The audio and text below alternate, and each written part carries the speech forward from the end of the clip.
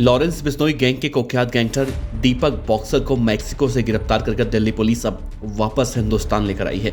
लेकिन दीपक बॉक्सर की गिरफ्तारी के बाद अब कई बड़े सवाल खड़े हो रहे हैं। सवाल ये कि दिल्ली के मोस्ट वांटेड गैंगस्टर दीपक बॉक्सर का मिशन मैक्सिको आखिर था क्या? क्या दीपक बॉक्सर ड्रग लॉर्ड अल चापो बनना चाहता था और इसी वजह से वो मैक्सिको गया था? बताएंगे आपको, विस्तार से बने रहेगा वीडियो के अंत तक। नमस्कार, आप देख रहे हैं BTF न्यूज। मैक्सिको यानी कि ड्रग के काले कारोबार का अड्डा, वो जगह जहां से पूरी दुनिया में नशा फैलाया जाता है और जहां पर चलती है ड्रग डीलर्स की पैरेलल सरकार। अब उसी मैक्सिको को चुना था दिल्ली का सबसे बड़ा गैंगस्टर दीपक बॉक्सर। तो क्या दिल्ली के गैंगस्टर की नजर अब एल चापो के काले कारोबार पर थी? क्या देश के 10 बड़े गैंगस्टरों में शामिल दीपक एल चापो के जेल जाने के बाद मैक्सिको में उसी तरह अपना ड्रग सिंडिकेट बनाना चाह रहा था? क्या विदेशी सरजमी से वो करना चाह रहा था नशे का काला कारोबार? कभी मासूमों की हत्या, कभी गुंडों को जेल से फरार करवाया, लेकिन जब देश में बचना मुश्किल हो गया तो बना लिया एक नया प्लान। दिल्ली क्राइम ब्रांच को दीपक के इस नए प्लान की खबर लग चुकी थी। दीपक के प्लान को फेल करने के लिए दिल्ली पुलिस ने अमेरिका की जांच एजेंसी FBI की मदद ली और उसे मैक्सिको से गिरफ्तार कर लिया। आज सुबह दिल्ली पुलिस की स्पेशल सेल और FBI के अधिकारी उसे लेकर दिल्ली एयरपोर्ट पहुंचे। तुर्की की कनेक्टिंग फ्लाइट से उसे दिल्ली लाया गया। तो सबसे पहले बताएंगे कि आखिर दीपक बॉक्सर है कौन। तो दीपक बॉक्सर लॉरेंस बिश्नोई का करीबी दोस्त कहा जाता है। वो कभी जितेंद्र गोगी गैंग के लिए काम करता था। बॉक्सर इतना पावरफुल था कि उसने जेल में बंद गोगी को दिन दहाड़े जेल से फरार करवा दिया था, लेकिन गोगी की हत्या के बाद उसने खुद गोगी की गैंग संभाल ली।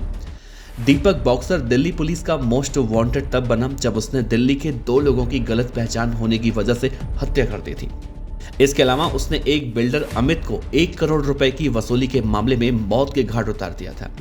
दिल्ली पुलिस इसके पीछे पड़ चुकी थी। दीपक पर 5 लाख रुपए का इनाम रखा गया था और ये पुलिस से बचता फिर रहा था। ऐसे में इसने चुना देश से फरार होने का रास्ता।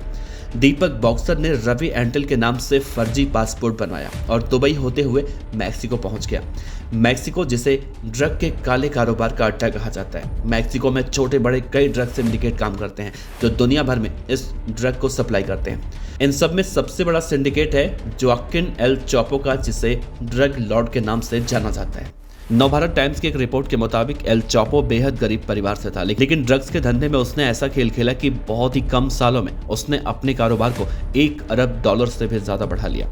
फॉर्ब्स ने इस ड्रग लॉर्ड को दुनिया के सबसे अमीर आदमियों की लिस्ट में शामिल किया था। उसका drug syndicate America, Europe, Africa जैसे तमाम देशों में ड्रग्स तस्करी का कारोबार करता है। दरअसल मैक्सिको को अफीम और दूसरी ड्रग्स की पैदावार के लिए बेहतर जगह कहा जाता है और यहाँ के कानून भी उतने सख्त नहीं है, जिसकी वजह से अपराधी मैक्सिको को खुद के लिए सेफ जगह मानते हैं। शायद यही सोचकर दीपक बॉक्सर ने भी मैक्सिको को चुना होगा। शायद वो भी एल चापो की तरह ड्रग्स के दुनिया का बेताज बादशाह बनने का सपना देख रहा था। हालांकि ये बात सामने आई है कि वो मैक्सिको से अमेरिका भागने की फिराक में था। खैर, उसके नापाक मंसूबे जो भी रहे हों, दिल्ली क्राइम ब्रांच के लिए दीपक बॉक्सर की गिरफ्तारी एक बड़ी कामयाबी है। ऐसा पहली बार हुआ है जब किसी गैंगस्टर को दिल्ली पुलिस विदेश से पकड़ कर लाई हो।